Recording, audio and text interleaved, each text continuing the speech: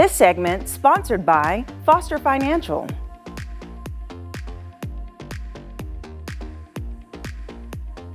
It is time for Women's Wealth Wednesday with Foster Financial, where we provide you with holistic advice, have a good conversation that will be very helpful to you. And today, if you receive a pension, you want to listen to this. I am joined by Caleb Doane, their Vice President. Hello. Hi. How are you? I'm doing well. How are you doing? Good. Okay, so we're going to talk about pensions and payout options. But let's kind of start from the top because not everyone receives a pension. Yeah. So break down what pensions are and who might be qualifiers. Yeah. So, pensions are what they call defined benefit programs. And so many people are used to defined contribution programs like 401ks, where the employer says, hey, if you contribute X amount, I'm defining how much I'm going to contribute to your 401k. So if you put in 4%, I'll put in 4%. A defined benefit plan, which is a type of pension plan, or a pension plan is a type of defined benefit plan, rather, is the company saying, hey, we're going to give you X amount of benefit every year in retirement when you eventually retire based on your years of service, the amount of money that you had made while you were here, and all of that. So that's where that pension plan comes into play. They're not terribly common in the private sector anymore, unfortunately. Still relatively common in the public sector. So public teachers, firefighters, police officers, they often still have pension programs. Okay. Or if you've been at a company for 35 years, maybe they had a pension program that you're still enrolled in from way back then. So these are great retirement planning tools that we have because it gives you a certain amount of stable income every month in retirement. But there's a really big decision when you retire, and it's how you want to receive your pension. Sorry, go ahead. No, I was going to say, before we get into the options, it's just so fascinating thinking about the actual pension, because I know growing up, you would hear about it, you would see it on TV shows, and it's something that you kind of look forward to having longevity at a company, and you just don't see that anymore because people would know if they have pension options, correct? Yeah. Like if they're under a pension. Right. Okay. Yeah, that's typically a pretty big selling point to staying at the company, and so, usually people are very much aware. And there's pros and cons to the pensions too, right? It's a really great benefit because you get, a decent amount of money in retirement every month from that pension. Maybe a con could be that it's a little bit like the golden handcuffs at the company, where you feel like you really don't have the ability to switch jobs if you're not fully vested in the pension. So there's pros and cons on both sides of it. But let's say that somebody has worked at the company for 35 years, they love their job, and now it's time to retire and start the pension benefits. They are confronted with a pretty big decision, and you cannot change this decision once you make it. And it's how you're going to receive your pension. Okay. There are a few different pension payout strategies that are available to you, and again, each have kind of different pros and cons. The most straightforward one is a straight life pension, where it says, the company says, hey, we will pay you $5,000 a month, every month for the rest of your life. Okay. That's kind of the simplest and most straightforward. There's typically another option there if you're married called the 100% joint and survivor option. And that says we will give you $4,500 per month, every month for the rest of your life. But if you pass away and your spouse is still living, we'll also give your spouse that $4,500 per month until they pass away. So it covers your spouse in that scenario, but you're paying $500 a month to get that benefit, right? Because you're taking a $500 reduction in order to cover your spouse. Because the first option is pension payout to you only, and once you pass away, your spouse doesn't get anything. Right. Yep. So you're kind of, hit with this decision of, all right, well, am I going to outlive my spouse? Right. Is my spouse going to pass away before me? Am I going to pass away before her? And it can be a really difficult decision because, nobody knows that. Yeah, you don't know, right? It's kind of the same thing with turning on Social Security. It's like, all right, tell me when you're going to pass away and I'll tell you exactly when you need to turn on Social Security. But there's a lot of unknowns with that. And so a lot of times people will default to taking that 100% joint and survivor option, and so you're getting $500 less per month of that benefit.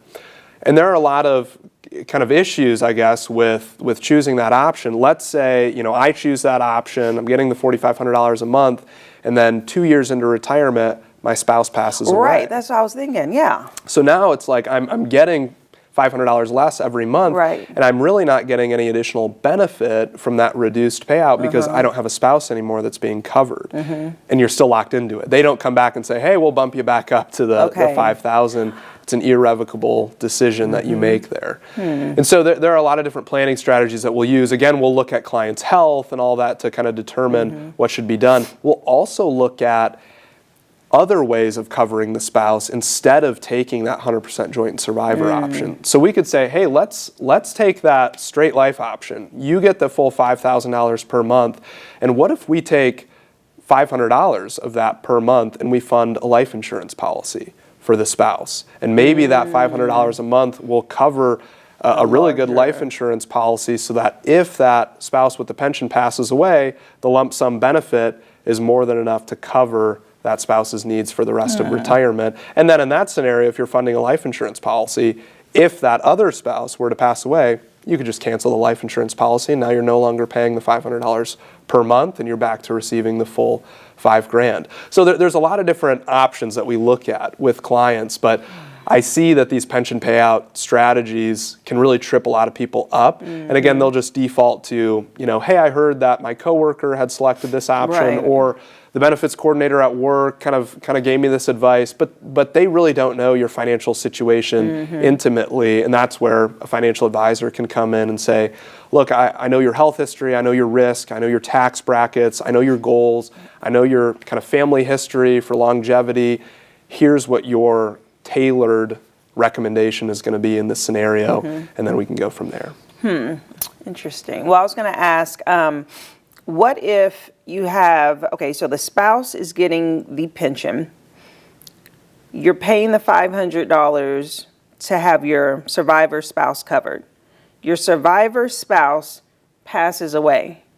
You get remarried. Right. Does that spouse still, do they get under that plan, or did it have to be the first spouse? Typically has to be the first spouse. Really? Yeah, and different pensions kind of have different rules on this too, but a lot of times the kind of cost that they're charging you, that $500, is based on the age of your previous spouse. So they'll look at the age of your first spouse when you elect the pension. Sense, yeah. And if your spouse is 30 years younger than you or something, they're going to say, hey, we're going to charge you a lot for this because the likelihood that we're going to have to pay out for a long time is higher. And so it's based on that original spouse, and then typically it doesn't cover a new spouse. But every pension plan can be a little bit different. And that's why we look into it when we're doing a plan for somebody. That's fascinating. And then just one last thing about pensions.